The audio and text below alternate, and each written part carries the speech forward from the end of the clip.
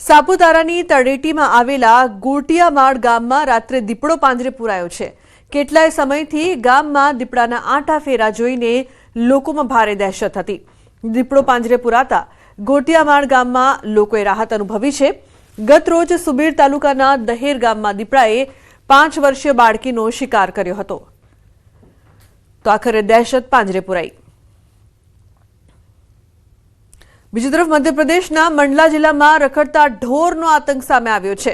બે આંખલા વચ્ચે લડાઈ બાદ એક આંખલો જનરલ સ્ટોરમાં ઘૂસ્યો। એક આંખલો કાઉન્ટર કૂદીને દુકાનમાં ઘૂસ્યો હતો। દુકાનમાં હાજર લોકોમાં અફરાતફરી મચી હતી। એક દુકાનદાર જીવ બચાવવા કૂદીને બહાર નીકળી ગયો હતો, જ્યારે અન્ય એક વ્યક્તિ આંખલા સાથે દુકાનમાં ફસાયો હતો। દુકાનદારનો જીવ અદ્ધર થઈ ગયો હતો, તો આંખલાને દુકાનના બહાર કાઢવા ભારે જહેમત ઉઠાવી। સમગ્ર ઘટનાના સીસીટીવી પણ સામે આવ્યા છે। દુકાનમાં હાજર લોકોમાં અફરાતફરીનો માહોલ જોવા મળ્યો હતો। ઘટના સીસીટીવીમાં કેદ થઈ છે। દુકાનદાર જીવ બચાવવા બહાર નીકળી ગયા હતા। તો રખડતા ઢોરનો આતંક છે તે અહીં સીસીટીવીમાં કેદ થયો છે, જેમાં જોઈ શકાય છે કઈ રીતે આંખલા વચ્ચે લડાઈ બાદ તે જનરલ સ્ટોરમાં ઘૂસી જાય છે। લોકો ડરી જાય છે, ડરના મારીએ આમ તેમ દોડવા લાગે છે। દુકાનદાર મહેનતે પોતાનો જીવ બચાવવા ભાગે છે।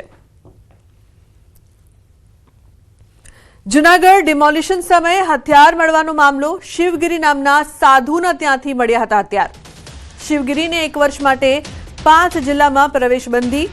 જૂનાગઢ, ગીર સોમનાથ, પોરબંદર, રાજકોટ અને અમરેલી જિલ્લામાં પ્રવેશ પર પ્રતિબંધ કરાયો છે। અગાઉ પણ શિવગીરીને કરાયો હતો તડીપાર। વાત જાણે એમ છે કે સુદર્શન તળાવ નજીક શિવગીરી નામના સાધુનું દબાણ દૂર કરવામાં આવી રહ્યું હતું। ડિમોલિશન સમયે તલવાર, ધારિયા, કુહાડી જેવા ઘાતક 60 હથિયાર મળ્યા હતા। તપાસ કરતા સામે આવ્યું કે આ જ સાધુએ યાત્રિકો પર હુમલા કર્યા હતા અને અગાઉ ગુના નોંધાયેલા છે। એટલું જ નહીં, અગાઉ પણ આ જ સાધુને તડીપાર પણ કરાયો હતો। અમર જોડાયા છે વધુ માહિતી આપવા માટે। અમર, શું વધુ વિગત આ સમગ્ર મામલે? લુબના, ચોક્કસ કે જુનાગઢના ભવનાથમાં આવેલા સાધુ શિવગીરીને 5 જિલ્લામાંથી હથપાર કરવામાં આવ્યું છે, કારણ કે તેના ઘરમાંથી 60 જેટલા હથિયારો 2 દિવસ પહેલા મળ્યા હતા અને તેણે ગેરકાયદેસર રીતે સુદર્શન તળાવ પાસે છે તે દબાણ કરી લીધું હતું। આ જે સાધુ છે તેનો આતંક ભવનાથ વિસ્તારમાં બહુ જ હતો। એક સીસીટીવી પણ સામે આવ્યા છે, વાયરલ થયા છે હાલ, કે થોડા સમય પહેલા એક પ્રવાસીને ફોરવ્હીલમાંથી ઉતરીને મારવામાં આવે છે। આ સાધુ સામે અનેક ગુનાઓ પણ નોંધાયા। એક ભવનાથ વિસ્તારમાં ન્યુસન્સ તરીકે ઓળખાતો હતો, ત્યારે હાલ તો પોલીસે તેની પ્રાંત અધિકારી SDM ને છે તે માહિતી આપી હતી। તેની માહિતી ચેક કરતા અગાઉ પણ તેની સામે ગુના હતા અને હાલ તેને જુનાગઢ, ગીર સોમનાથ, પોરબંદર, રાજકોટ અને અમરેલી જિલ્લામાંથી 1 વર્ષ માટે હથપાર કરવામાં આવ્યો છે। લુબના જી બિલકુલ અમર, આભાર આ સમગ્ર માહિતી બદલ। અરવલ્લી જિલ્લા LCBએ ફિલ્મી ઢબે દારૂનો જથ્થો ઝડપી પાડ્યો છે। બોલેરો કારનો 25 કિલોમીટર સુધી પીછો કરી દારૂ ઝડપ્યો છે। મોડાસાના જીવણપુરથી ભિલોડાના રામપુરી સુધી LCBએ પીછો કર્યો હતો। ખેતરમાં બોલેરો ઉતારી ભાગતા 2 શખ્સ પૈકી એક ઝડપાયો છે, જ્યારે એક ફરાર થયો છે। કારમાંથી 2,60,000ની કિંમતની 912 બોટલ વિદેશી દારૂ જપ્ત કર્યો છે, તો LCBએ કુલ 10,70,000નો મુદ્દામાલ પણ જપ્ત કર્યો છે। હાર્દિક જોડાયા છે ફોન લાઈન પર વધુ માહિતી આપવા માટે। હાર્દિક, શું વધુ વિગતો સમગ્ર મામલે? જે પ્રકારે અરવલ્લી જિલ્લામાં વિદેશી દારૂ ન આવે તેવા પ્રયાસ જિલ્લા LCB પોલીસ કરતી હોય છે, ત્યારે પોલીસને મળેલી બાતમીના આધારે મોડાસા શામળાજી હાઈવે પર જીવનપુર પાસે પોલીસે પોતાની કાર ઉભી રાખી હતી। દરમિયાનમાં એક શંકાસ્પદ બોલેરો કાર આવતા તેને રોકવાની કોશિશ કરી હતી, ત્યારે બોલેરો કારે તરત પીછો પાછળ ભગાવી અને એની પાછળ જિલ્લા LCB પોલીસની ગાડીઓ પણ ભાગી હતી। ફિલ્મી ઢબે 25 કિલોમીટર સુધી પીછો કરવામાં આવ્યો હતો। ખાસ કરીને મોડાસાના જીવનપુરથી લઈ અને ભિલોડાના રામપુર, એટલે કે 3 તાલુકા પસાર કર્યા હતા બોલેરો કારે, પરંતુ છતાં પણ જે ખેતરની બાજુમાં કાર ઉતારી દઈ ત્યાંથી ભાગવાનો પ્રયાસ કરતા 2 ઇસમોમાંથી એક ઇસમને ઝડપી પાડવામાં આવ્યો છે। રાજસ્થાનના જાલોરના જોધારામ જાટની ધરપકડ કરવામાં આવી છે। પોલીસે લગભગ 912 બોટલ વિદેશી દારૂ સાથે 2.60 લાખનો મુદ્દામાલ કબજે કર્યો છે। ખાસ કરીને કુલ 10.70 લાખનો મુદ્દામાલ કબજે કરવામાં આવ્યો છે। એટલે કે પોલીસ દ્વારા જે દારૂ ઘુસાડવામાં આવે છે ગુજરાતમાં, તેને પકડવા માટેના તમામ પ્રયાસો કરતા જોવા મળી રહ્યા છે। જી બિલકુલ હાર્દિક, આભાર સમગ્ર માહિતી બદલ। રાજકોટ શહેરના યાજ્ઞિક રોડ પર આવેલા મલબારના જ્વેલરી શોરૂમમાં ચોરીની ઘટના સામે આવી હતી। 23 જાન્યુઆરીના રોજ અજાણી મહિલાએ શોરૂમ સ્ટાફની નજર ચૂકવીને ગોલ્ડ અને ડાયમંડ ડિસ્પ્લે ટ્રેમાંથી ચોરી કરી હતી। 27.59 ગ્રામ 22 કેરેટની સોનાની ચેન ચોરીને મહિલા ફરાર થઈ હતી। આ સમગ્ર મામલે શોરૂમના મેનેજર 46 વર્ષીય વિજય મૂલચંદાણી દ્વારા પોલીસ ફરિયાદ કરવામાં આવી છે। આ સમગ્ર ચોરીની ઘટનાના સીસીટીવી ફૂટેજ પણ સામે આવ્યા છે। સીસીટીવીના આધારે પોલીસે મહિલા આરોપીની શોધખોળ હાથ ધરી છે।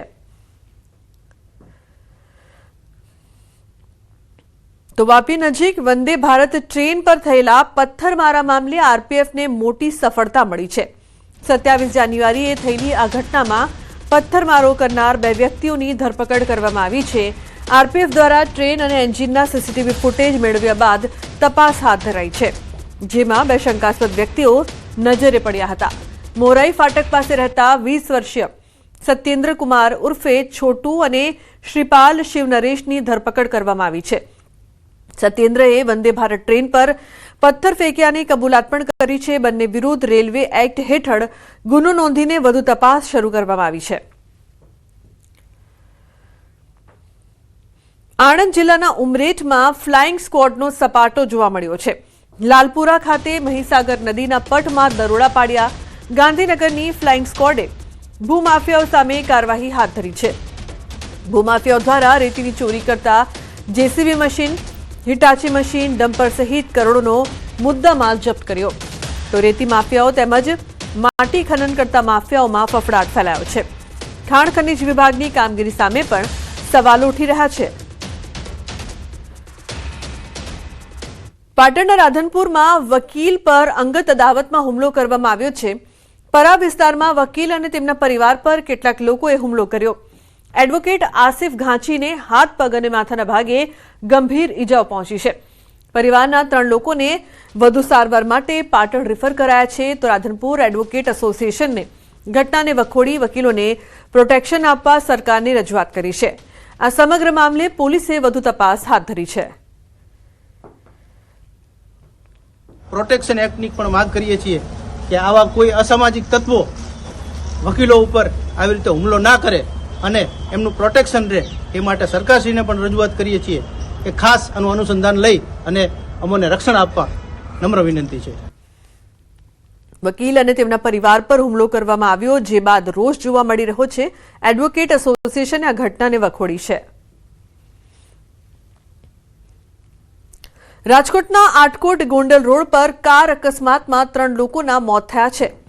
કાર પુલ નીચે ખાબકતા ભીષણ આગ લાગી। કારમાં સવાર 3 વ્યક્તિને બહાર નીકળવાનો મોકો મળે તે પહેલા જ જીવતા ભૂંજાયા। તો વહેલી સવારે કાળજુ કંપાવી દે તેવી ગમખ્વાર દુર્ઘટના સર્જાઈ। મોટા માંડવા અને મોટા દળવા ગામ વચ્ચે કાર પુલ નીચે ખાબકતા તેમાં ભીષણ આગ લાગી હતી। મૃતકોની ઓળખ કરવા સહિતની કામગીરી આટકોટ પોલીસ દ્વારા શરૂ કરવામાં આવી। તો પુલ નીચે ખાબકેલી કારમાં ભીષણ આગ લાગી હતી। કારમાં સવાર 3 લોકોના ભૂંજાઈ જવાથી મોત નીપજ્યા છે। અંકિત પોપટ જોડાયા છે ફોન લાઈન પર વધુ માહિતી આપવા માટે। અંકિત, શું વધુ વિગતો? લુબના જે બનાવ બન્યો છે તે ગોંડલ આટકોટ હાઈવે ઉપર વહેલી સવારે કહી શકાય કે કાળજુ કંપાવી દે તે પ્રકારે ગમખ્વાર દુર્ઘટના છે તે સર્જાઈ છે। મોટા માંડવા તેમજ મોટા દળવા ગામ વચ્ચે એક કાર છે જે 8 ફૂટની ઊંચાઈથી પુલ નીચે ખાબકતા કારમાં છે તે ભીષણ આગ ફાટી નીકળી હતી ને અકસ્માતમાં કારમાં સવાર એક બાળક સહિત 3 વ્યક્તિઓના છે તે મૃત્યુ નીપજ્યા હોવાનો બનાવ છે તે સામે આવ્યો છે। કોઈ પણ જે કારમાં સવાર જે વ્યક્તિ હતો તે બહાર નીકળે તે પૂર્વે જ તેઓ ભૂંજાઈ ગયા છે ને તેના કારણે તેમના જે પડથું થઈ ગયા છે। ત્યારે આગના કારણે ગાડીના દરવાજા પણ જામ થઈ ગયા હોવાનું સામે આવ્યું છે। પોલીસ દ્વારા તેમજ ફાયરની ટીમ દ્વારા હાલ અત્યારે જે દ્રશ્યોમાં પણ જોઈ શકાય છે કે કઈ રીતે હથોડી વડે જે દરવાજા ખોલવાની કામગીરી છે તે કરવામાં આવેલી છે। સમગ્ર મામલાની જાણ થતા ફાયર બ્રિગેડનો કાફલો છે, 108ની ટીમ છે તે પણ ઘટના સ્થળે પહોંચી હતી, પરંતુ એક પણ વ્યક્તિને જીવતા છે તે બહાર કાઢવામાં આવી નહોતા શક્યા। જે આટકોટ પોલીસ છે, રાજકોટ ગ્રામ્યની આટકોટ પોલીસ છે, તેમના દ્વારા મૃતકોની ઓળખ કરવા સહિતની કામગીરી છે તે કરવામાં આવી રહી છે। પ્રાથમિક અનુમાન લગાવવામાં આવી રહ્યું છે કે સવારે ધુમ્મસના કારણે વિઝિબિલિટી ઓછી હોવાના કારણે અથવા તો જે કાર ચાલક છે તેને ઝોકવું આવી જવાના કારણે સંભવતઃ જે કાર છે તે પુલથી નીચે છે તે ખાબકી હોઈ શકે છે। લુબના જી બિલકુલ, આભાર અંકિત સમગ્ર માહિતી બદલ। તો પુલ નીચે ખાબકેલી કારમાં ભીષણ આગમાં 3 લોકો ભૂંજાઈ જતા મોત નીપજ્યું. રાજકોટ પોલીસ દ્વારા આ મામલે તપાસ તેજ કરવામાં આવી છે. ઉલ્લેખનીય છે કે પોલીસ વધુ તપાસ કરશે. કારમાં સવાર લોકોની ઓળખ માટે પણ હાલ તપાસ કરવામાં આવી રહી છે.